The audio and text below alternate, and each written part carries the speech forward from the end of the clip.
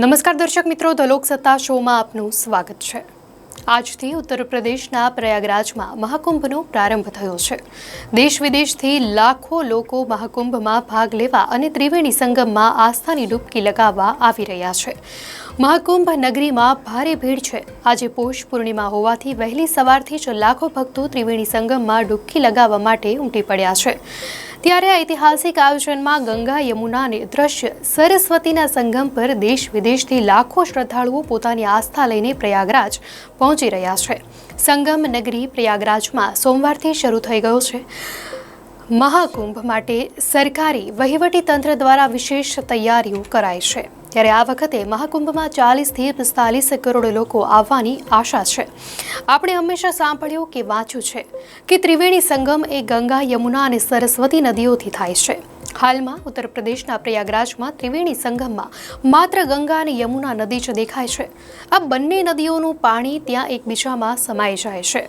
આ બંને નદીઓ ત્રિવેણી સંગમે એકબીજા સાથે ભળી જાય છે અને ત્યાંથી આગળ તે ગંગા તરીકે ઓળખાય છે। તો આ સંગમને ત્રિવેણી કહેવાતું હોવા છતાં સરસ્વતી નદી કેમ હવે દેખાતી નથી? ઇતિહાસના સંશોધકો તેના વિશે શું કહે છે?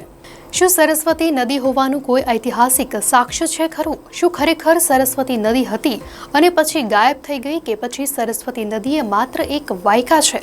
હકીકત શું છે? કેટલાક વિશ્લેષકોના મતે ત્રિવેણી સંગમ પર સરસ્વતી નદી એ અંતર્ધારા બનીને વહે છે।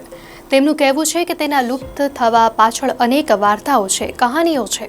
પ્રાચીન કાળના ઇતિહાસ વિષયના અલ્હાબાદ યુનિવર્સિટીના પ્રોફેસર અનામિકા રોય કહે છે કે પુરાણો અનુસાર સરસ્વતી નદીને બ્રહ્માના પુત્રી કહેવામાં આવ્યા છે। એવું કહેવાય છે કે તે એકવાર પુરુરવા નામના એક રાજા પ્રત્યે આકર્ષિત થયા હતા।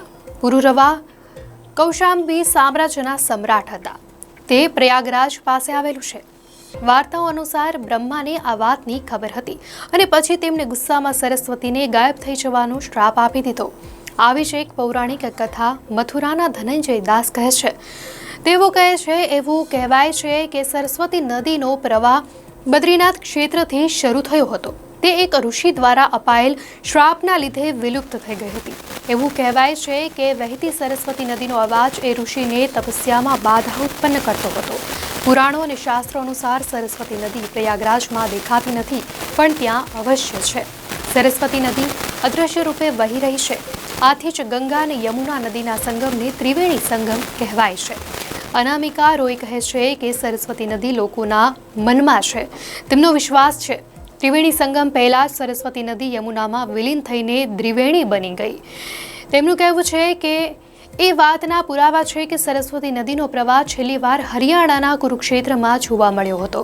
પુરાતત્વવિદોને મળેલા પુરાવાઓ પ્રમાણે સરસ્વતી નદી હરિયાણાના થગર ક્ષેત્રમાં યમુના નદીમાં વિલીન થઈ ગઈ હતી। ત્યાંથી એ પ્રયાગરાજ સુધી યમુના નદી સાથે બે પ્રવાહમાં વહે છે। આવી રીતે તે ગંગામાં મળીને ત્રિવેણી બની જાય છે। તો પુરાણોમાં પણ લખાયું છે કે ગંગા યમુનયો યત્ર ગુપ્ત સરસ્વતી। ઇસરોના વૈજ્ઞાનિકોની ટીમે 28 નવેમ્બર 2015ના રોજ સરસ્વતી નદી પર એક રિપોર્ટ પ્રકાશિત કર્યો હતો। આ રિપોર્ટને વરિષ્ઠ વૈજ્ઞાનિકોના માર્ગદર્શન હેઠળ તૈયાર કરવામાં આવેલો। આ રિપોર્ટ ઇસરોના Jodhpur regional remote sensing centre દ્વારા બનાવાયો હતો। વેદો અને પુરાણો કહે છે કે સરસ્વતી નદી એ સિંધુ નદીની જેમ જ ઈસવીસન પૂર્વે 6000માં વહેતી હતી, એટલે કે આજથી લગભગ 8000 વર્ષ પહેલા એ નદી વહેતી હતી।